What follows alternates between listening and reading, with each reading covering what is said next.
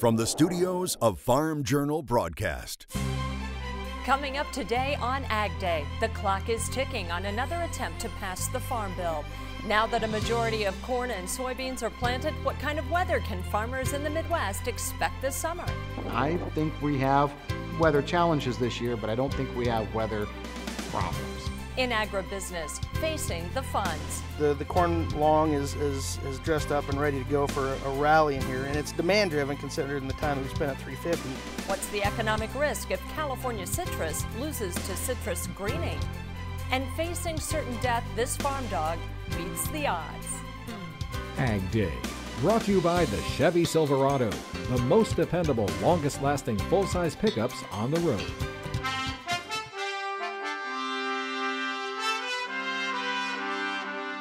Good morning, I'm Tricia Sloma, in for Clinton Griffiths. Give it a month, and lawmakers will once again attempt to pass the 2018 Farm Bill.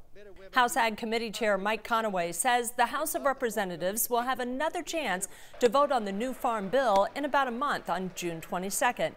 The measure was defeated last week, 198 to 213, over conservative demands for a vote on immigration legislation. The Freedom Caucus, which is made up of conservative members, voted down the Farm Bill. It's demanding a floor vote on an immigration bill introduced by Representative Bob Goodlatte. House Majority Whip Steve Scalise says the immigration vote will take place before the June 22nd Farm Bill vote. The current Farm Bill includes provisions to toughen food stamp work and eligibility requirements, which upset Democrats in the House, who all oppose the measure.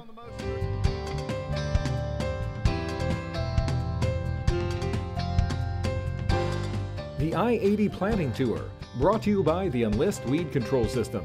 More weed control, less drift and volatility, maximum yield potential. In the heart of the Corn Belt, corn planting appears to be in good shape following a slow start. The eastern Corn Belt is running ahead of average. Illinois farmers are nearly finished with corn at 96%. There were big gains in Indiana and Ohio from last week. West of the Mississippi River, Iowa farmers had a good week, but are still slightly behind average. And Nebraska is now right on target. Turning to soybeans, all 5 states are ahead of average. Ohio has a double-digit lead over the 5-year average.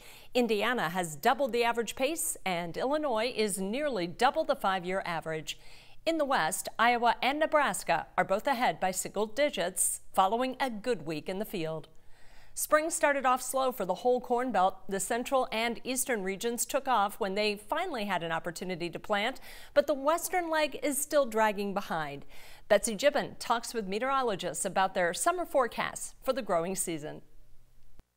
It was a sluggish start to spring for the entire Corn Belt. And this year's just been cold. I mean, this is the coldest I've seen it for a long time. When farmers in the central and eastern leg had a chance to plant, they did, and fast. We thought it's time to get rolling. And that happened in a lot of the Midwest. We just didn't have much of a spring. It went right from winter to summer.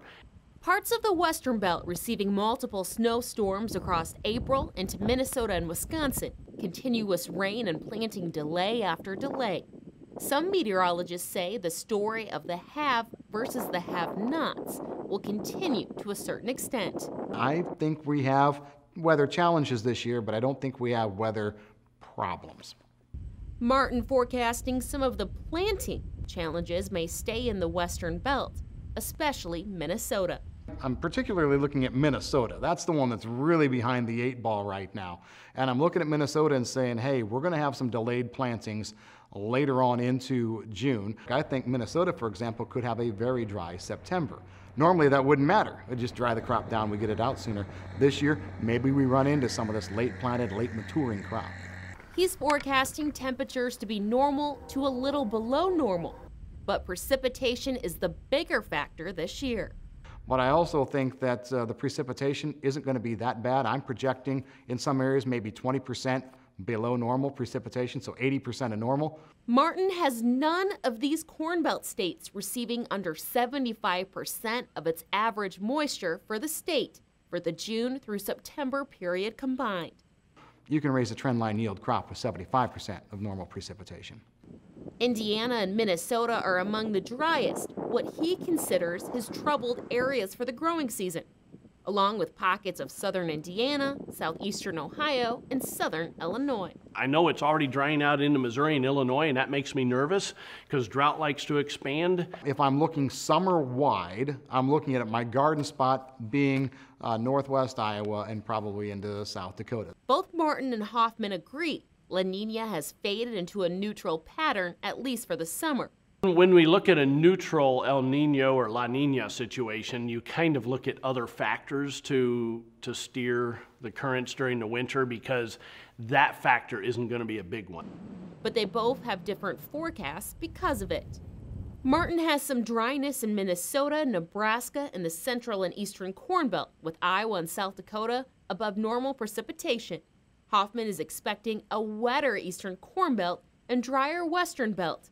Temperatures he's expecting are warmer in the western half of the country and closer to normal in the eastern belt. Despite different opinions in the Corn Belt, both think the drought in the southern plains may not disappear yet. It will take more than a couple of storms to improve. It generally takes a couple of years, but you have to get it started with a decent rain or two. When you already have dry ground, it's very tough to evaporate any more moisture into the air, and you don't end up getting rain even when a cold front comes through. And so it's a tough situation to get out of that severe drought that they're in. Both say they do not anticipate the lateness of spring impacting the summer that much. It just means pollination may happen close to the same time in the Corn Belt. Martin says the week-by-week forecast may be more important this year because of it. Reporting for AgDay, I'm Betsy Gibbon. Outside the I-80 corridor, Minnesota farmers are finally making headway. As of Monday, 77% of corn was planted. That's a 37-point gain from last week, but still lagging behind the 5-year average. And 48% of soybeans are now planted, also a 37-point gain, but also behind schedule.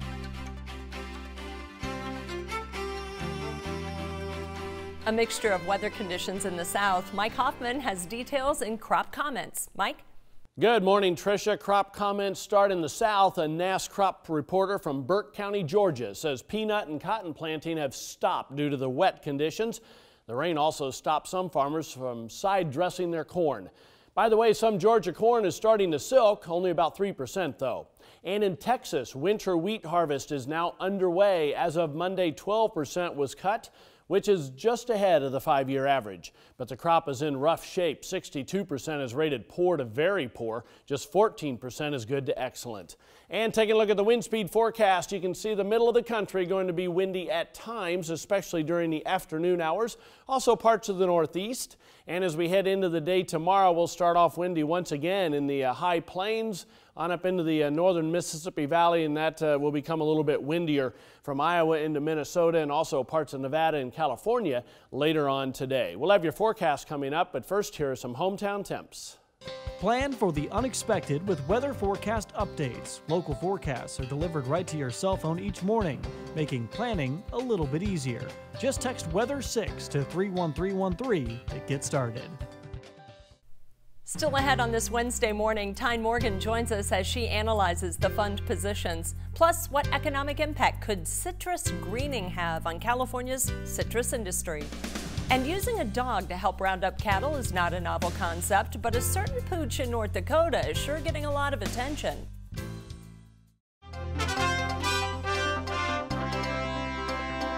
In agribusiness, let's see how ag markets ended the day on Tuesday. For that, we head to the CME floor in Chicago. We started off with a bang. Higher markets across the board. Corn, wheat, soybeans, all doing well. Soybeans sort of leading the charge early in the day. The excitement was really based around the idea that there was going to be more business, that China was going to come in and help close the trade gap by buying more U.S. agricultural products. However, we're kind of starting to become a little bit skeptical of that. Unless we see something in writing or see these purchases actually go through, we're really questioning how and when and where that might happen. So some of this euphoria has sort of faded, and soybeans have had a hard time extending on yesterday's gains and holding unchanged at this point. We may have to go down and close that gap that we left when we gapped higher on Sunday if we don't hear details on that soon. Some news about some import duties in India is helping the wheat market out, and just for a technical perspective, we held key support and we've been able to bounce back from that. Corn, for the most part, has been caught in between the two, but has been on the positive side of unchanged all day long. Once again, this is Ted Seifert of Zaner Ag Hedge. Let's now move over to the agribusiness desk, where Tyne Morgan is taking a closer look at the funds. Here now with Garrett Toy. Garrett, when we look at the funds and the fund positions, where do they set kind of here at the end of May heading into June? Well, they're relatively large. I mean, the corn long is dressed up and ready to go for a rally in here, and it's demand driven considering the time that we spent at 350. The bean length, you know, they want to be long the soy complex. It's more of a meal story than beans. But it's interesting, you know, you look at the U.S. cash situation, you know, July Nova bean spread trading at 11 cents under, and you've got 30 cents cash discount for delivery. You know, the old crop bean story is kind of struggling, at least on the U.S. fundamentals in that cash market. And plus you throw in the market length that's, you know, in the next 2 to 3 weeks is going to be rolling from the July to the Nov. You know, as far as old crop beans, I don't know many producers that have much left, but you know, it's going to weigh on the market and be bearish here as the shift becomes the new crop.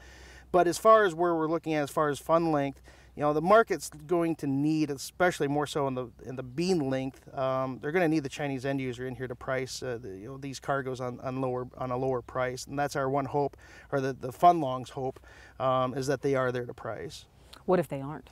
Then you have to adjust your downside objectives lower, and at that point, considering the S&Ds of the global S&Ds are still fairly friendly, you know, there'll be some opportunities to get some call coverage on, in my opinion, in case we have a weather scare down the road. And looking at demand overall, I mean, we've been talking about China going to South America, and really in some reports showing that they've stopped buying from the U.S. I mean, but typically they've quit buying as much from the U.S. at this point in time. It's slower overall, and I think that's them just trying to work the overall market. They're not only just not buying U.S. beans, but they're, you know, there's talk that they're not buying Brazil beans at this point. So I mean, it's part of their own market structure. You know, the bean demand is there. It's just where they want to price it at. Corn demand is there. It's where they want to price it at.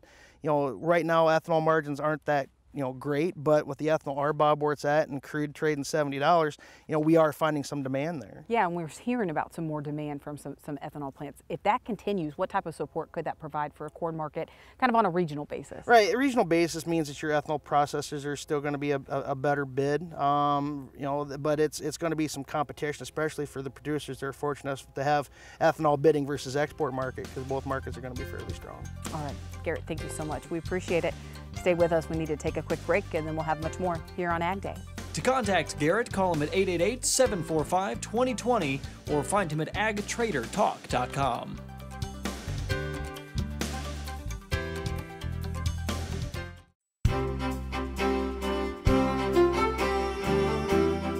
And welcome back to Ag Day. I'm meteorologist Mike Hoffman. Check out Florida. Yeah, it had some orange and yellows in it a week ago, but the root zone moisture now showing it all blue. Lots of rain. A lot of the orange in parts of Georgia and Alabama are gone, although you go back to Louisiana and Texas, we're still seeing some dry areas. Also that dry area, north central Illinois getting worse, and you can see the western Great Lakes, northern Mississippi Valley starting to look a little worse. There are still wet areas though from the Great Lakes all the way into the southeast, as well as the northern and western Rockies, as you can see there. As far as the weather map is concerned, we have a cold front moving through the mid-Atlantic states, stalling out through the southern states, and that's where we're going to see some focus for showers and storms. Same idea with this slow-moving system taking off toward the northeast. That will cause some pockets of showers and storms, but no widespread rains expected with that. Next system going to be a slow mover off the west coast as well, so that's going to be a little while before it gets into those areas. High pressure though later on today from the Ohio Valley all the way into eastern Canada, keeping things dry in those sections. And you can see as we head into tomorrow morning, stationary front through the southern states, southeastern states, and you can see the system moving through the upper Midwest. There'll be a few showers and thunderstorms develop along that cold front, and these are just hit and miss showers and storms, kind of that typical summer-like weather pattern that we get into. And it's the same idea in the northern and western Rockies. Those are very much hit and miss, not widespread rains at all. Let's check out precipitation estimate over the past 24 hours. We've already seen some decent amounts, parts of the southeast, and a few pockets in the plains. Adding in the next 36 hours, we're going to add some more, and in fact there's potential tropical development later in the week and also into this holiday weekend in the eastern Gulf, which could add to these moisture problems that we're starting to see in parts of the southeast. Let's check temperatures. Going to be warm through the middle of the country. Lots of 80s, even a few 90s showing up there. 70s though, the Great Lakes into the northeast, and on the cool side but comfortable side, most of the central and northern Rockies. Lows tonight still going to be muggy south of that stationary front especially, and comfortable north of there with temperatures in the 50s and 60s. Highs tomorrow, widespread 80s through the middle of the country, as you can see. And that's all because of the jet stream showing a big ridge through the middle of the country. That ridge does begin to break down a little bit though, with a couple of troughs kind of moving through, and look at that cutoff in the southwest. That could add moisture to some areas that need it. That's a look across the country. Now let's take a look at some local forecasts. Heading to Baker City, Oregon, first of all, partly sunny. A thunderstorm is possible, high of 78. Mitchell, South Dakota, hot and humid, a morning thunderstorm, high of 91. And in Dothan, Alabama, partly sunny and muggy, chance of a thunderstorm, high of 86. Up next, what's the economic risk if the California citrus sector loses to citrus greening? And if you can teach an old dog new tricks, is there any reason you can't teach a new dog? Well, you get the picture. Details as we head in the country.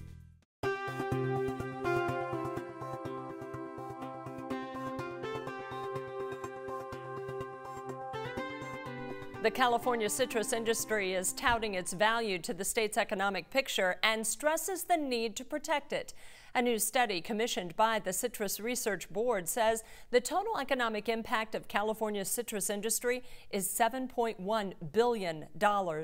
The study revealed that 79% of California citrus was packed for the fresh market and 21% was processed during the 2016-17 marketing years. The CRB says that's economically significant because fresh market fruit has a higher value than processed fruit. The excitement is tempered because of the risk of citrus greening. That disease has decimated the Florida citrus crop, and there are fears it could erupt in California. A new nationwide survey conducted by the market research firm Technomic gives high praise to Chick-fil-A. In the 2018 Consumer Choice Awards, the Georgia-based quick service chain won 2 of the 5 key categories. It won first place for overall consumer's choice of all the fast food chains. It also earned top honors for being kid-friendly. The other categories included most loyal customers, best takeout experience, and best use of technology. Still to come, a puppy with a spirit so strong it can't be harnessed. In the Country is next.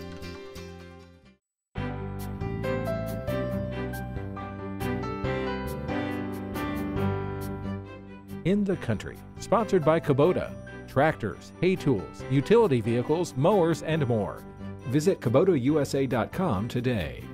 People love their pets, but you don't have to be an animal lover to appreciate this next story about a dog named Patton, as in the tough World War II general, George Patton. The pooch helps keep a North Dakota feedlot running smoothly, even though the dog has some limitations. Cynthia McLaughlin from AgDay affiliate KFYR has a story about the Wheeler Healer. Come on. This dog has no trouble standing on his own 2 feet. Patton is the top dog on this farm. He earned that name after he got run over. He's pretty tough. All I gotta do is lay him in there. Patton lost his front legs in a farming accident a couple years ago. Without pinching his hair. Losing a couple limbs hasn't slowed him down. He's a blue heeler, so we call him a Wheeler Healer now. So. This custom-made mobility cart allows him to run free. He loves it. That's what he lives for. Yeah, loves chasing cattle. A herd of cattle is no match for a 2-legged dog with a huge heart. With all of his surgeries and the 2-wheeled herding harness, Corby Coast has spent $5,000 keeping Patton going and going and going. I always say he's like a pulled tab machine. I'm in too deep to quit now. He gets their attention, yeah. He'll show him who's boss. He gets away with a lot more than a 4-legged dog would, so he's a pretty spoiled dog. Still loves what he does and never holds back, and the only thing he don't like is being left behind. Patton has never healed to his handicap. Are we done for the day? Reporting in Carrington for AgDay, I'm Cynthia McLaughlin. That's a good dog. And that's all the time we have for this morning. We're so glad you could tune in. For all of us here at AgDay, I'm Tricia Sloma. Have a great day.